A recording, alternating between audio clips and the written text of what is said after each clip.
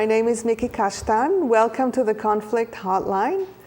Today with me are Jared and Kerry. And together we're going to work with various situations related to the theme of today, which is Mother's Day. And you can participate by calling. And we'll do various role plays, such as this one that we call But You Have to Come. And that features Sarah, who's going to be played by Kerry, and Matthew, who's going to be played by Jared. They are brother and sister, as will become apparent. So you have to come. You just have to. Sarah, it's like every year you invite me to have Mother's Day celebrations with Mom. I sit around the table, she dotes on you and picks on me all evening. And this year, I'm not coming.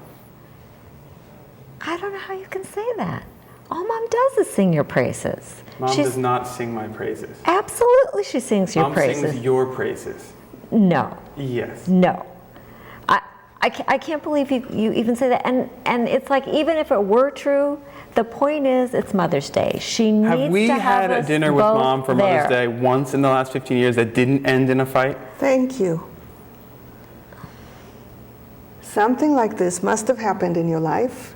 And this program, the purpose of this program is to give you some inspiration, tools, skills, ideas for how you can work out situations such as this. And the topic, again, is Mother's Day. And we have a special connection with this topic based on the history of Mother's Day, little known history. It was started by Julia Ward Howe in the 1880s. And it started with a peace proclamation inviting all mothers to march for peace, because mothers are the ones sending their children to war. And so since we are working to propose that it's possible to have alternative ways of resolving conflicts at all levels, that's the connection that we have. And if you would like to participate, you can call us today. The number is 510-433-0700. And you can bring situations from your life, any situation, in particular situations related to Mother's Day, such as? Conflicts between your mother and you and your significant other. Or? Oh, a conflict you have with one of your siblings about your mom.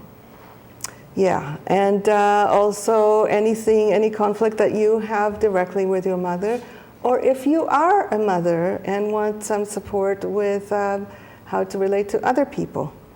So let's go back to the situation that we just faced, and let's see what we can do with it. And let me start by saying that what I see here is very typical. Neither one of you is particularly listening to the other. And the transformation, more often than not, happens when one party is able to open the heart to the other party. So I am curious which one of you would like to try that. Because any situation can be transformed from either side. It doesn't really matter. All it takes is somebody to wake up to the possibility of connection. Well, I could try. You could try. So before you even talk to him, tell me what you understand of what's going on for him that makes it so hard for him to choose to come. Well, I'm thinking, it sounds like it's really painful for him to be there. Yes. It sounds like it's really painful for him, and that he's... Do you have a sense of why it's so painful? Well, it sounds like he's wanting some acceptance and some belonging, a sense of belonging and acceptance from Mom. Great, so those are the words. And now about the heart. Can you imagine what it's like for him? Well, it's a little hard because Because you disagree with him. Because I see it differently. So this is one of the key things, is we often try to talk people out of their feelings by telling them that their story about what's going on is not true.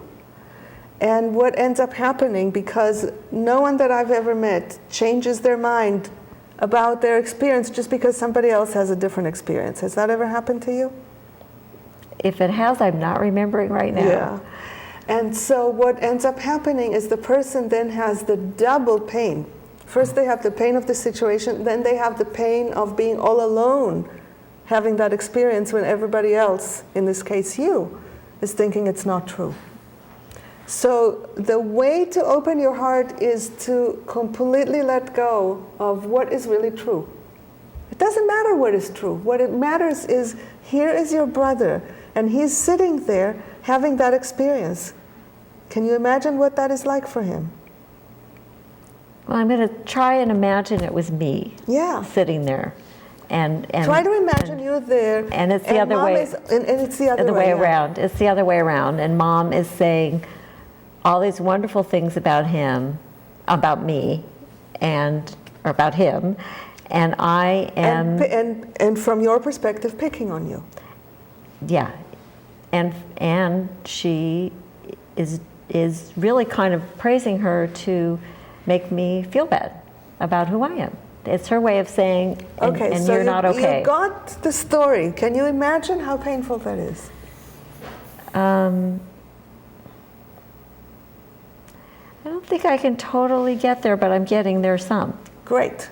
That will be enough, because he's going to say the same thing, and I'm hoping that you will be able to respond in a different way by showing understanding instead of arguing with him. Ready to try? All right.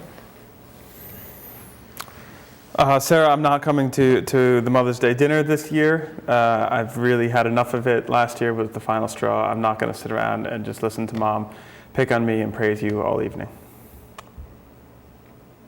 So it sounds like last year was just a really awful year for you. Every year was awful. Last year was the straw that broke the camel's back.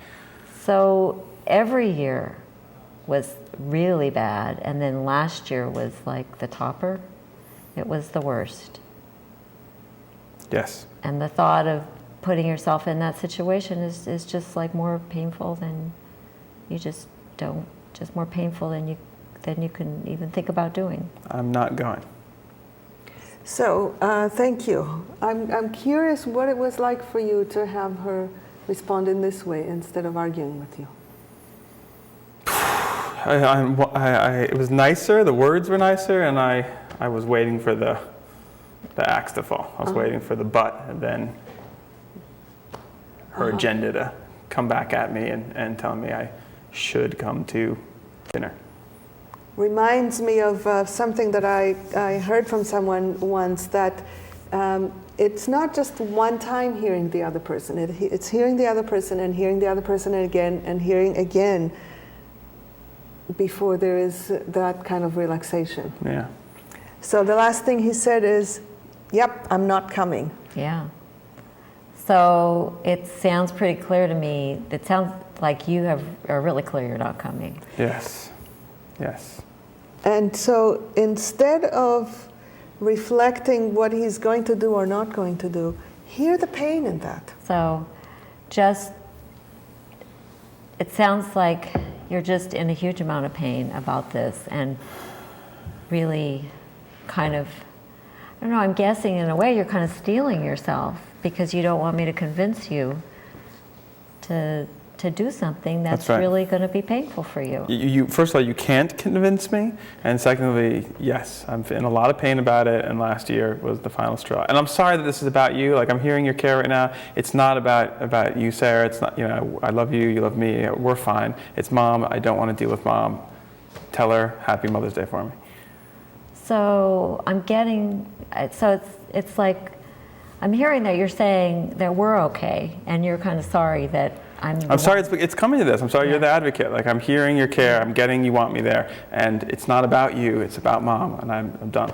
Thank you. Just want you to notice, this was spontaneous. It would never have come up in the previous kind of interaction, right? Mm-hmm.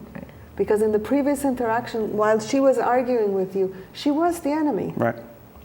And now she isn't.